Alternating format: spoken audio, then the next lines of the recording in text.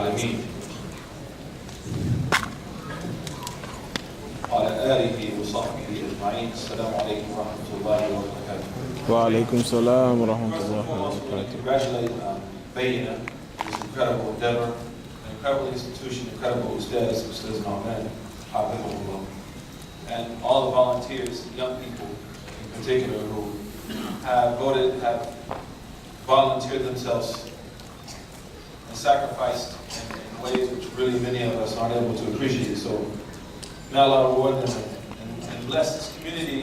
Whenever you're able to support an institution at such a level, then that's also the signs of a healthy community. So congratulations to the institution as well as Dallas, the larger Dallas community. May Allah subhanahu wa ta'ala continue to use you for His deen. Amen. The first verse that I talked about in Surah Al-Nahl was actually the 90th verse in the 16th chapter of the Quran. It lays out 6 important principles. And I was told that somehow this all has to correlate, so that's what I'm trying to do, and mention 2 of my favorite verses of the Quran. And in the first verse that I talked about earlier, before the explosion, we should understand that there are 6 institutional principles that we should master as an ummah.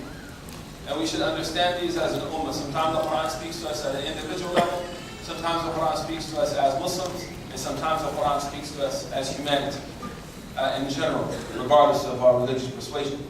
And those 6 are divided into 2. 3 of them are orders, and 3 of them are prohibitions.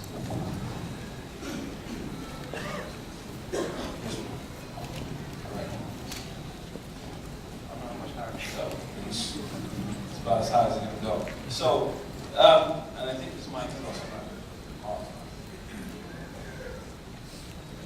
Right. Thank you, Ali. God bless you. Plain no. Plain no.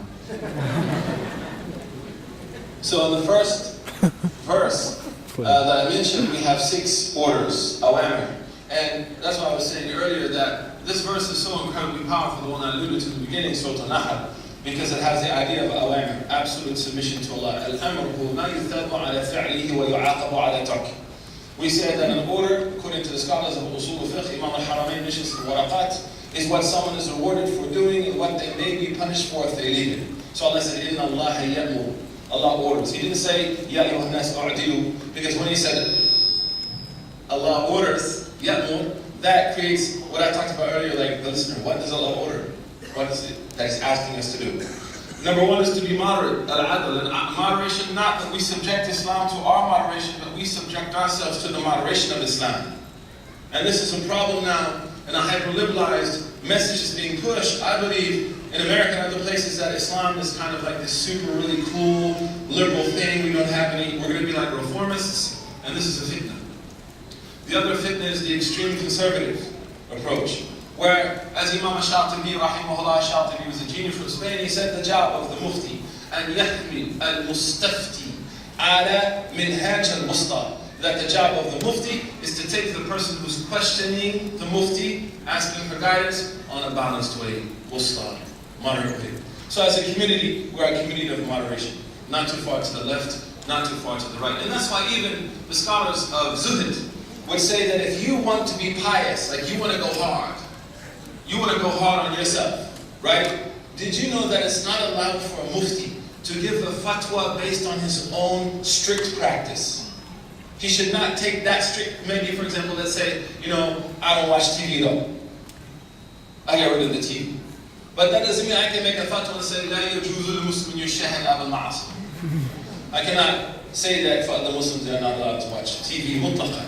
So if that's my personal practice, why? Because that's my own taking it to another level.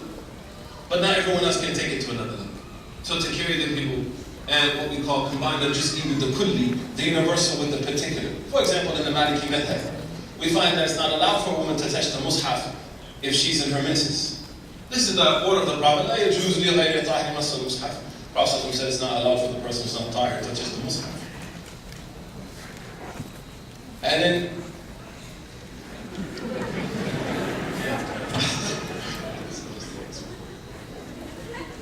I hope it's not taken from my time. Looks like my lecture is shorter. Just joking. So, where was I? Imam Malik rahimahullah. So, here we find this statement of the Prophet. This is universal. No one can touch the Mus'haf unless they're tahir. This is one table, one side of the equation.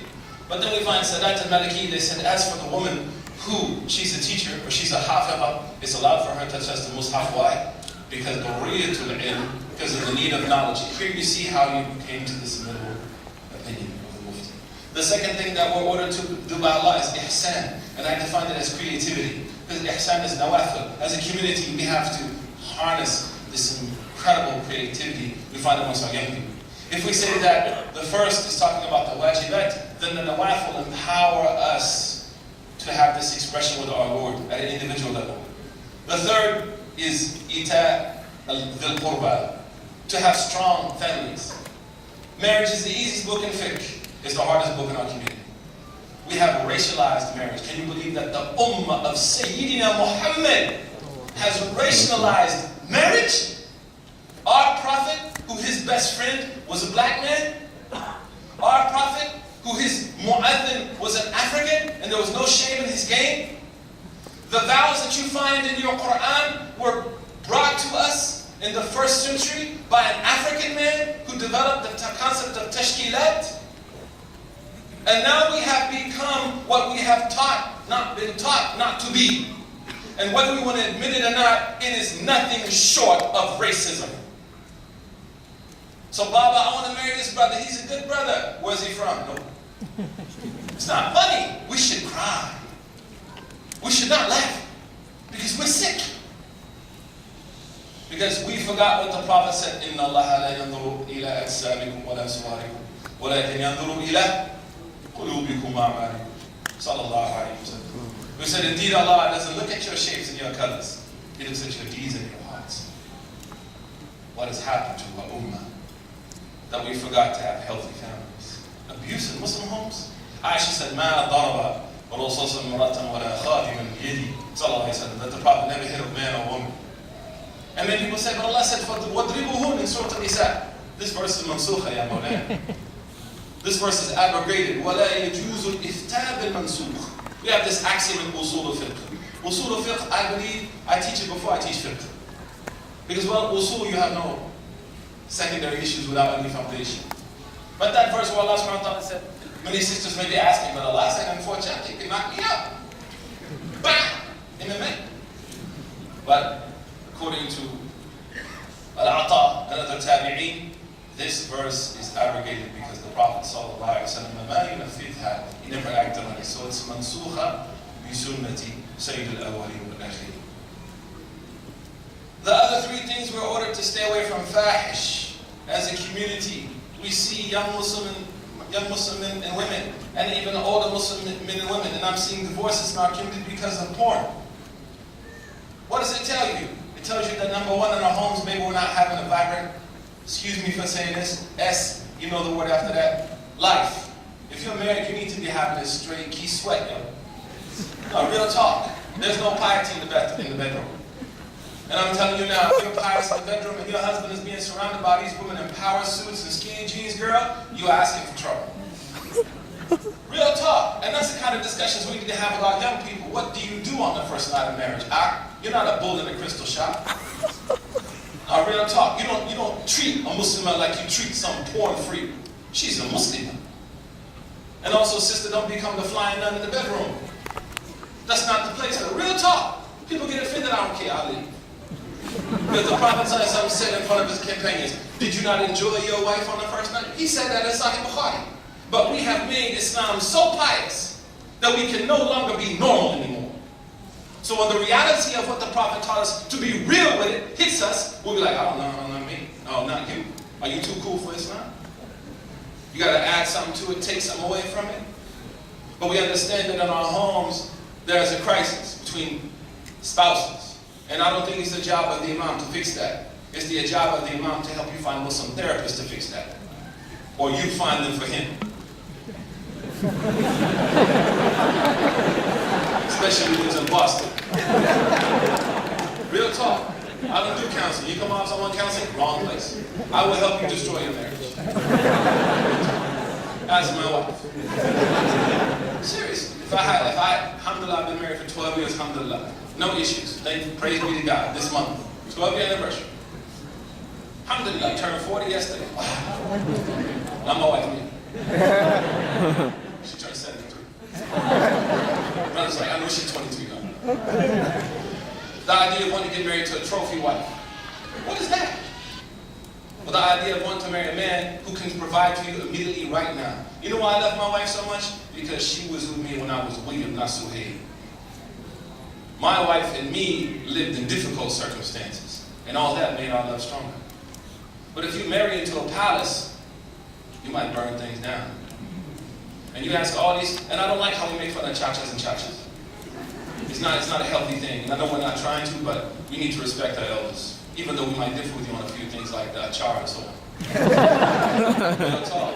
Ask these chachas and chachas who came to America and struggled why they love each other so much. They probably don't love each other because of the material blessings that Allah granted them. They love each other because of the hell they went through together.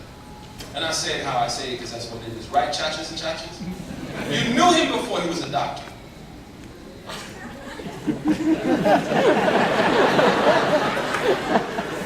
Right or wrong? Real talk. And you remember that when you were in resident school and you would come home and you know you wanted that samosa. Your sugar pie had the baddest paratas on this side of the Mississippi. The beard. Brothers and sisters need to put away the sexualized notions of nikah. Nikah is not about sex. Sex is important. It's a powerful thing. That's why there's a hajj for it if you don't do it right. Real talk. Man and dafit is called in Quran because it's a powerful thing. But if that's the only reason you get married, you're getting divorced later. Because Allah said about you, you are clothing for each other. That means sometimes the clothes gotta rip. You don't rip it off and throw it away, you stitch it up. That's why it's called nasiha. Nasiha means actually to stitch. So you have this relationship, so strong families. We're forbidden to stay away from sex and vice. And we should, as a community, openly speak about these things without being scared in a post-9/11 world. We're not militants, we're not crazy, but we do question the moral fabric of this country at this moment. Just as other faith leaders are questioning the moral fabric of the country at this moment. And we as Muslims believe we have something good to offer because our Prophet said that he was only sent to complete good morality. The other thing that we're ordered to stay away from is the fasad I said of knowledge. Acting on things without having proper understanding, joining cults. These Muslim cults, if you ever find a sheikh that says to you, listen to me and no one else, drop him like a bad illness, man. Because you're cruising for a bruising. There's no cult in Islam. Imam Malik said, you will never understand and appreciate knowledge until you study with another sheikh. My teacher used to tell me, there will come a day that will make me happy. I said, what day is that? I lived with him for 10 years. He said, the day you differ with me. I said, why? He said, because that means you learned enough to analyze me and benefit. That's knowledge. Not cults. Not groups. We're Muslims. The last thing that we're ordered to stay away from is oppressing others. The way that sometimes we talk about America in the minbar makes me want to throw up. As though Muslim, quote-unquote, Muslim countries don't have any problems. Get out of here. But we have to realize that you have 50% of your community are converts, and when you talk about their culture in that way, you dig deep into their lives. My mother, may Allah guide her to Islam, right now she said, baby, if you're going to Dallas and you don't visit me, I will curse you. Sound like one of his aunties. My mother, we never ate in a restaurant. Oh no. Restaurants? Are you crazy? I cook. Number 3, my mother, wash and clean all my clothes. My mother made me pray before I sleep at night. I just prayed to something else then, but I prayed. My mother, no shoes, no shirt, no service in her kitchen. That's a white American woman. My mother, when I came to her, said, alhamdulillah. When I came talking to her in Somali language and said, our Somalian brothers and sisters are having trouble month to month, say, here's a $500 check. Take care of the Somalis. That's a white American woman from the country of Oklahoma, #1 Sooners. Now, when I said it in Islamic University, I heard my professor say, all women in America are not virgins, they're all hoes, and all they do is mimic Nicki Minaj, they're sleaze bags, all their children are born out of wedlock. I said, wait a minute, Sheikh. It was all a dream. And I didn't read that in Word Up magazine. Sheikh. But that's part of being an oppressor. Whereas we have a great opportunity to not only embrace many good aspects of this culture, but as Imam Ibn Taymiyyah said, to refine these cultures that we live. We came to polish, not to destroy. There's a difference in talmi'ah and tadmir. And that takes us into the last verse, which I'm sure only have 5 minutes to talk, which is cool. I don't mind about time. And that is in Surah Ibrahim. In the first verse I talked about gave us 6 institutional, ummah, if you will, qualities. Number 1, moderation. Stay away from that jihadi stuff, young brothers, you're foolish. They set you up. Now they create websites with maniac, lunatic dudes. They might not even be Muslim, but they give them a big beard and a turban, and we say, must be good.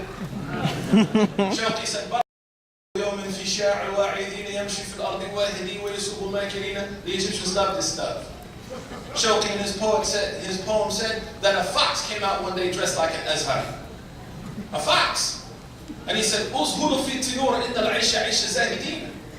he said, you know, stay away from birds. Leave the birds alone. This is the life of the ascetics. And ask the rooster to Imam Mu'adhin and Fajr. Why? Because what does a fox eat? Rooster. So Shawqi said, he said, mistaken is the one who thinks for 1 minute that the fox has religion. So don't be deceived by, Sheikh got a big beard, Sheikh don't wear a suit, Sheikh this, that. We're not all about that. Thank you very much. We're not all about that. And when you're like that, you know why? Because you have an insecurity complex religiously that you're not able to rely on something unless it has some masala in it. Unless it's a little spicy. We got a special effect our religion to make it appeal to us because we are weak internally. But some of my greatest scholars, some of the greatest scholars I ever studied with, they didn't dress like that. Al-ibratu laysa bil-malabis. Concern is never given for dress, as long as it's halal. So we have to be careful, little young brothers and sisters, that people are going to come to you with the most radically weird, retarded message. That is not adab. That is fitna. And the Prophet said about these kind of people in Sahih Muslim, hum sharrul khalq. These people, mutatarrifin, the extremists, as he defined them, sallallahu alayhi wa sallam, he said, they are the worst of creation. Sallallahu alayhi wa sallam. And he said, sallallahu alayhi wa sallam, in every generation Allah will send to my ummah al-udul, the moderate ones. This is the sunnah. But we have to apply the moderation of Muhammad to us, not our understanding of moderation to the Prophet sallallahu alayhi wa sallam. And that takes us now to the individual as mentioned in Surah Ibrahim. So Surah Al-Nahl are ummic institutional concepts. Moderation, creativity. Ihsan also means institution building.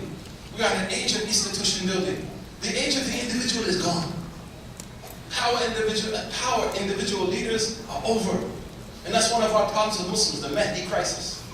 As one of our brothers came to one of our sheikhs and said, man, when the Mahdi comes, I'm going to do this.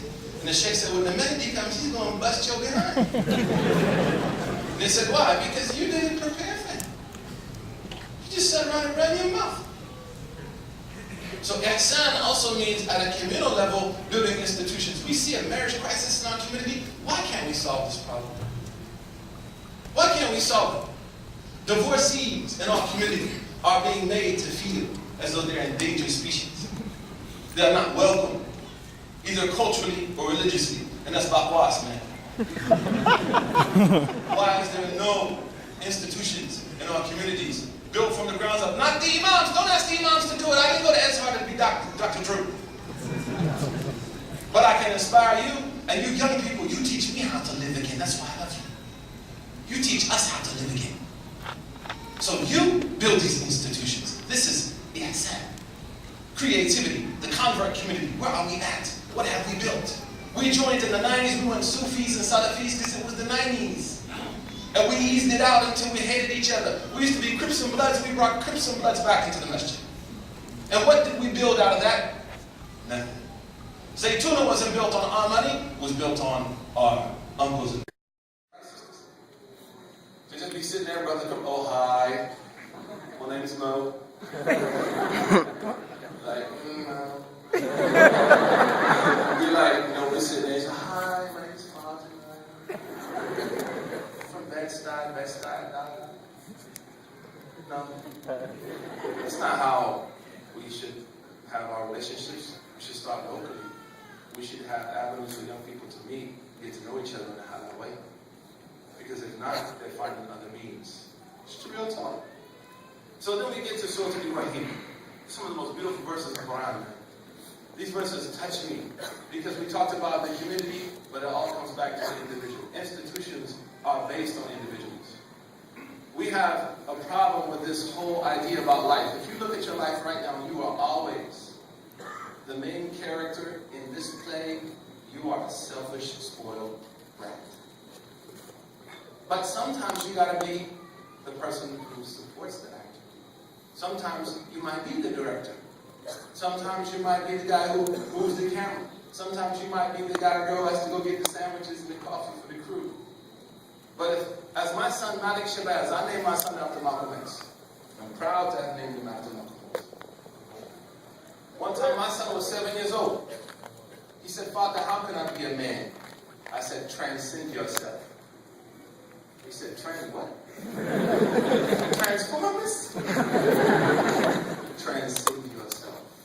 You want to be a good husband? You will live for someone else. You want to be a good father? You will live for someone else. Most important, you're going to be a good servant to Allah. That is predicated on jihad al-nafs. What does jihad al-nafs mean? Living for something else. Not just yourself. If that's all it's about, hit the emergency brake. The Prophet said that Sayyid al-Nas Khadimun, the master of the people, are their servants.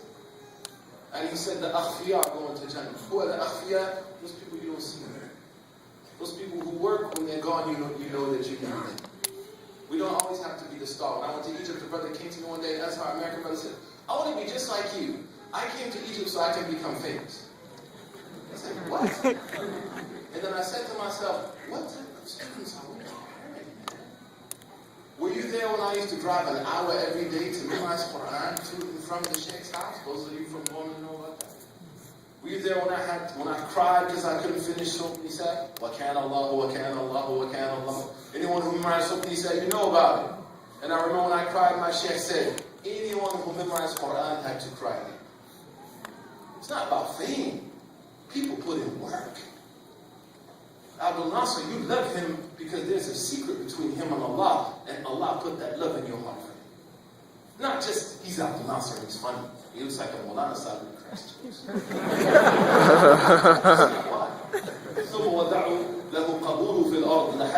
Allah puts the love for Ibad in the hearts of people.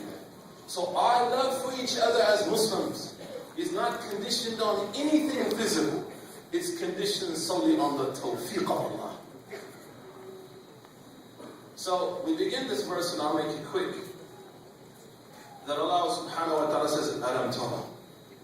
Alam, Hamzatul Taqreer is used in the Quran. Here's the notes in different ways. I was happy. Some sister came to me, man. This sister had mad no more notes than I taught. I said, how do you do that? You got like a shock going on what I said. I was proud of that sister. I didn't want to show I was proud because I want to get to her heart. Now she's right here and I'm doing it. But I was really proud of her notes. Brother came to me too. MashaAllah, man, more notes than the IRS. Allah says, Alam. This Hamza at is the same as hell, but it's used as a question for a number of reasons. Number one is to show love and mercy to something. So, for example, Allah says, Alam yajidika yatim. Here, this is not tawbih. This is not to chastise the Prophet. And that's why the Qari is someone who studies balagha. He understands the mood of the Prophet. So Allah says, Alam yajidika yatim. Did we not find you as a Also in Surah Al-Fil, many people misunderstand that they read it wrong. Alam tara kayfa fa'ala rabbuka. Huwa yukhatib Sayyid al-Kawnayn. He's talking to the Prophet. And that's why those of us who honor him so much, because of the way of the Quran. The last third of the Quran is simply about the status of the Prophet. وَالضُّحَى أَلَمْ نَشْرَحْ لَكَ صَدْرَكَ, you name it, is about him sallallahu alayhi wa sallam. Inferred, as I said earlier. So Allah says, أَلَمْ تَرَ كَيْفَ فَعَلَ رَبُّكَ بِأَصْحَابِ الْفِيلِ, which means, oh Muhammad, did you not see how we dealt with these people? Entire existence is for Allah. So the believer is like the date tree. Its entire existence is for the benefit of everyone around him there. And that's how the believer is. So we are commissioned to be beneficial to the people around us. We have to endear ourselves to the American society because they hate us. Many of them think we want to kill them. Can you blame them? Can you imagine if I think you want to kill me? Oh, will I have some rice? Would you put in rice? And my friend, his wife was in labor for 13 hours in a hospital in Northern California, the bastion of heathenism and liberalism. Just joking. And after the baby was born, the nurse said to him, I just want to ask you one question. We're hanging out for 13 hours, yo, in the trenches, pulling our baby together.